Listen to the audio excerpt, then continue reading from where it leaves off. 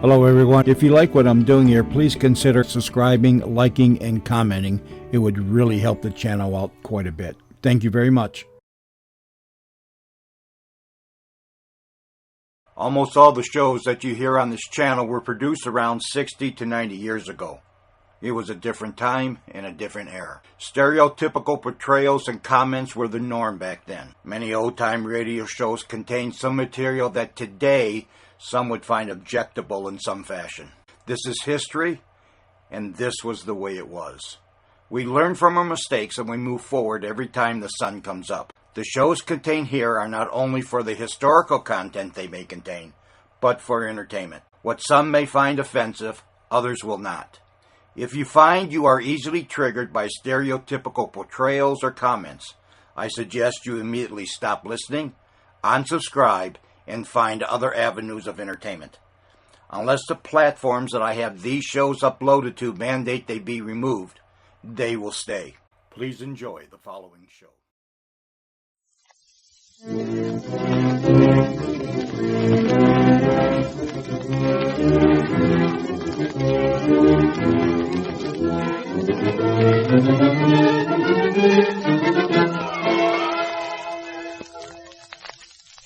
The most delightfully fascinating character in the realms of mystery, Charlie Chan.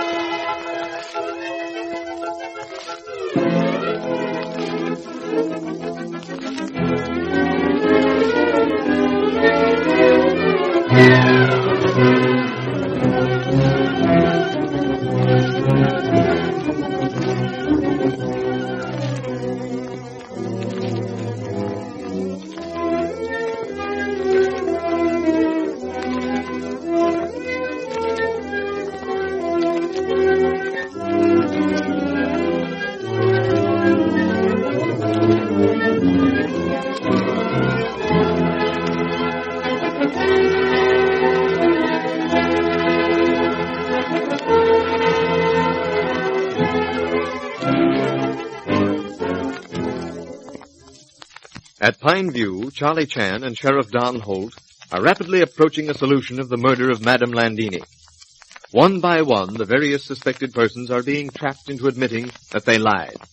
And the Honolulu detective knows that sooner or later, the murderer will make that final slip, which will result in his detection. The inspector, seeking in his mind a reason for John Ryder's unnecessary lie of the day before, walks into the study to find Romano and the sheriff talking, while Leslie Beaton, seated by the window, appears immersed in a magazine. Ah, Mr. Romano. Did not know you were in study. Romano has been pleading with me, Inspector, to allow him to go to New York. You see, Mr. Chen, I have been speaking with, an attorney. He tells me, Mr. Romano, you do not have to remain at the Pineview. If the sheriff or Inspector Chan wish to arrest you, that is different. But they cannot order you to remain. Is that correct, Mr. Chan? Quite correct, Mr. Romano. And to arrest me for the murder of Ellen Landini would be serious business for you, since I am not guilty. It would be, as you say, serious business. Then I do not see any necessity for remaining. I shall leave Pineview. But, Mr. Romano, that would be very dangerous for you. And you see, Mr. Romano, I should feel very guilty about permitting you, a great opera impresario, to walk blindly into danger. What do you mean, Mr. Chan? At one time, Mr. Romano, you told me that perhaps you had information which, while we might not realize it, would prove who murderer is. Do you recall? Yes. Yes, that is true. And you must also realize that while we may not know what that particular piece of information is, most certainly the murderer does. Yes, I agree. And further, Mr. Romano, since Dr. Swan was killed because he knew too much, we cannot afford to have the same thing happen to you. So we must request that you remain at Pineview in order to protect you. But you cannot force me to stay. I'm afraid yes, Romano. We shall not arrest you for murder of opera singer, merely arrest you as material witness whom we are afraid may fall victim to murderer who has already perpetrated 2 vicious killings. But, Mr. Chen... Surely, Mr. Romano, you would not bring suit for false arrest when the arrest we contemplate is only for your protection. What do you think, Sheriff? I think you're right, Inspector. And I'm ready to obtain a warrant holding one Louis Romano as a material witness in the case of the state of California versus person or persons unknown for the murder of Ellen Landini. So you see, Mr. Romano, either you stay at Pine View in comparative freedom, or you remain at county seat in custody.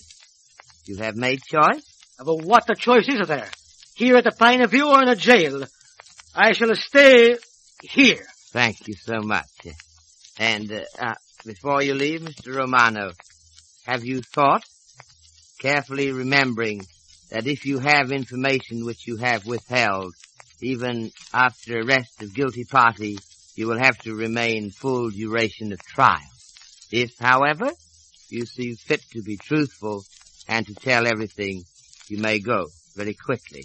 Perhaps, who knows, tomorrow? Mr. Chen, there is yes, only... Yes, Mr. Romano, there is.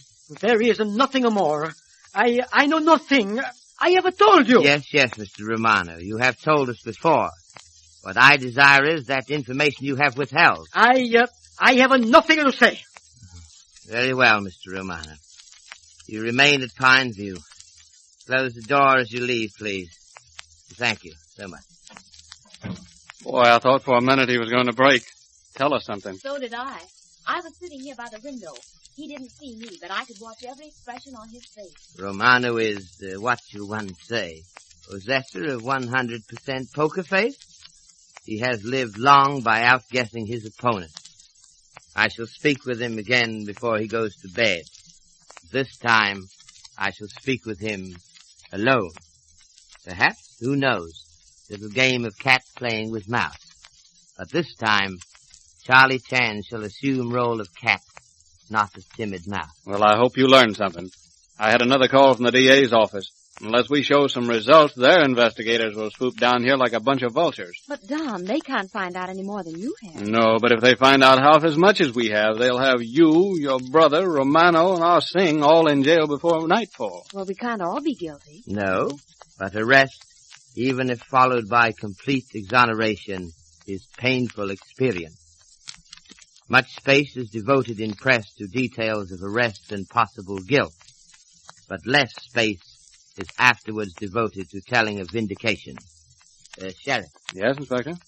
Ancient Chinese expression has it that when road behind is beset for dragon, it is better to risk swimming of mountain torrent ahead.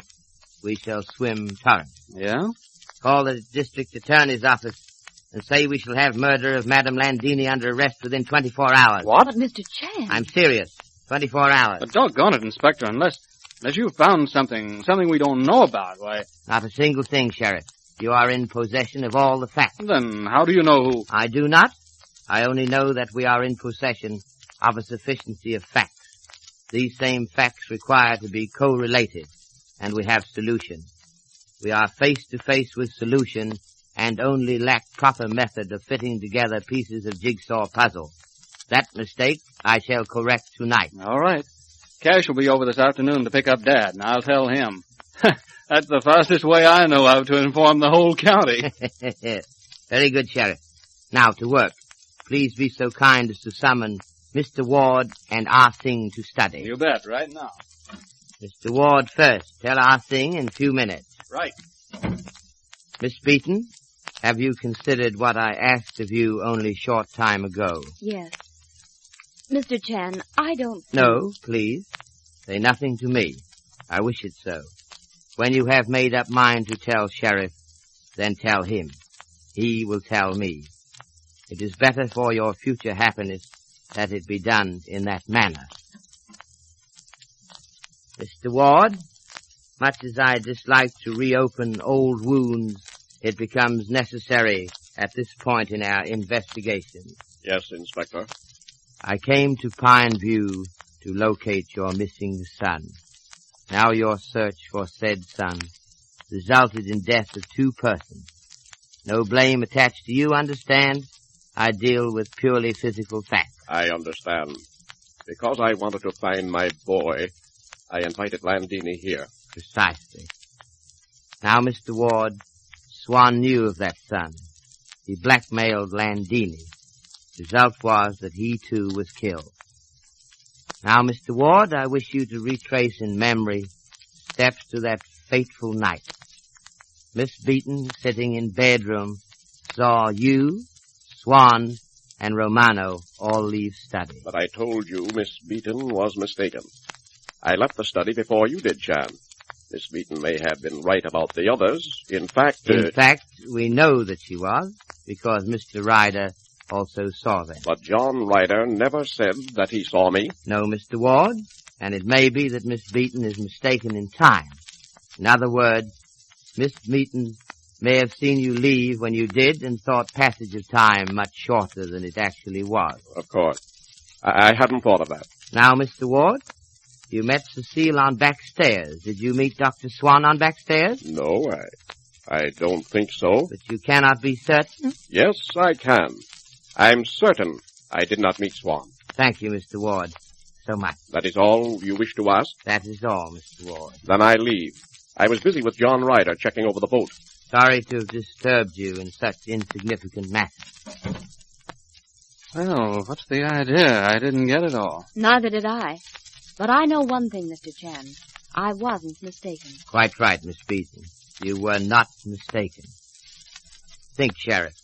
Did not Mr. Hugh Beaton say that Swan spoke to him outside house within few moments of shots being fired? Why, yes. He said that Swan tried to blackmail him. Quite, Sheriff. How then did Mr. Ward get from study to back stairs where he met Cecile without seeing Dr. Swan? I'll sing, I guess. Come in. Oh, you like to speak to me, Mr. Chan? Yes, Ah Sing. Very briefly. I have tried to induce you to tell the truth, Ah Sing. Oh, sao mà họ tao lên đàn thăm đi nè. Đàn đến à, Santa? Ôi, tao thăm đi nè. Đàn nhân? Cái đầu rồi. Yes, Ah Sing. So you have said many times. But look, Ah Sing, do you know what this is? Oh, yeah. Looking like a wool from blanket. It is, Ah Sing, wool from blue blanket. Oh. Mr. Holt, Sheriff's father, found it on arm of this chair in which Madame Landini was seated few minutes before untimely death. The wool blanket, Ah Sing, was one you brought for little dog Trouble. Oh, sure. Me fetch some blanket. Lay him down on that chair. No, Ah Sing, you did not. No? Then suppose someone else lay him down there, huh? No, Ah Sing, you had the blanket over your arm all the time you were in this room. That wool got on that chair when you were in the room the first time, the time Landini was killed. Now think about it, Ah Sing, for just 1 hour. At the end of that time, be ready with explanation, or be ready to go to jail. That is all. And again, thank you so much. Well, the case moves on apace. Ah Sing face to face with the evidence, and Mr. Ward lying. Why? After your sponsor's message, Charlie Chan will be with us again.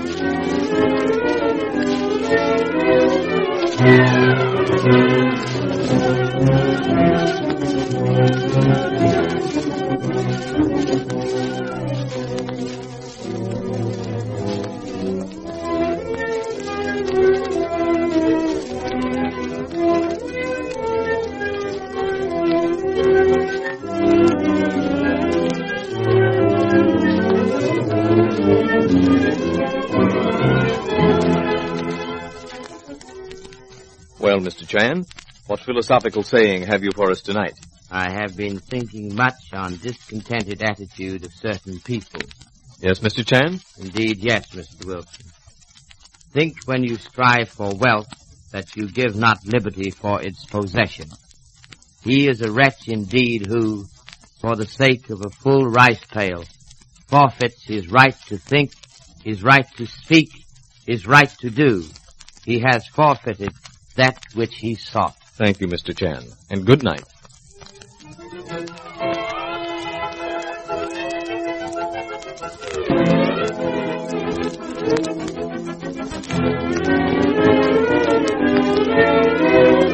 Yeah.